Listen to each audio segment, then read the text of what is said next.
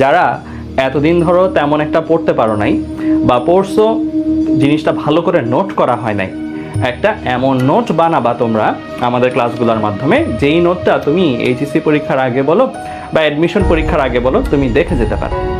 আমাদের উদ্দেশ্য কি? তার মানে আমাদের উদ্দেশ্য হচ্ছে একটা নোট বানানো, আর কিছু না। আমাদের এই ক্লাসগুলোতে উদ্দেশ্য হচ্ছে একটা নোট তৈরি করা।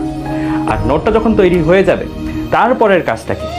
ফিজিক্সে তারপরে কি করবা? একটা নোট চ্যাপ্টার, একটা নোট তৈরি করার পরে আমাদের দেওয়া যে প্র্যাকটিস শিট, সেই প্র্যাকটিস শিটটাই বেসিক্যালি বলতে পারো টেস্ট পেপার, প্লাস আমাদের মনোনীত কিছু প্রশ্ন আছে টেস্ট পেপারের সাথে, যেগুলো আমরা মনে করি যে বোর্ড পরীক্ষাগুলোতে আসতে পারে। এই প্র্যাকটিস শিটটা পড়বা, নোটটা শেষ, তারপরে ওই প্র্যাকটিস শিটটা পড়বা বলতে কি প্র্যাকটিস করবা নিজেরা। তো নিজেরা যখন প্র্যাকটিস করবা, অনেকেই ভাবতে পারো ভাই আমরা কি সবগুলো প্রবলেম একদম ধরে ধরে প্র্যাকটিস করব? প্রথমত যদি সবগুলো প্রবলেম ধরে ধরে প্র্যাকটিস করতে পারো তাহলে বেশ ভালো।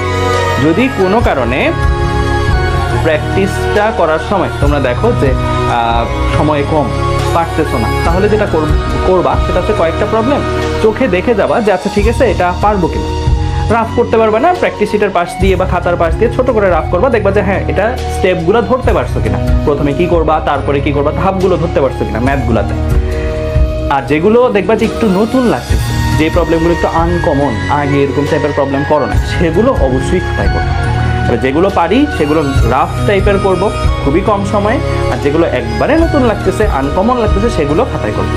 এই যে এই দুইটা জিনিস হইল, নোট এবং প্র্যাকটিস শিটের প্রবলেমগুলো খাতায় তোলা, আনকমন স্কুলে স্পেশালি, এই দুইটা কাজ যদি করতে পারো তাহলে এইচএসসিতে তো ভালো করবাই, সামনে অ্যাডমিশনেও ভালো করবে। তোমরা কি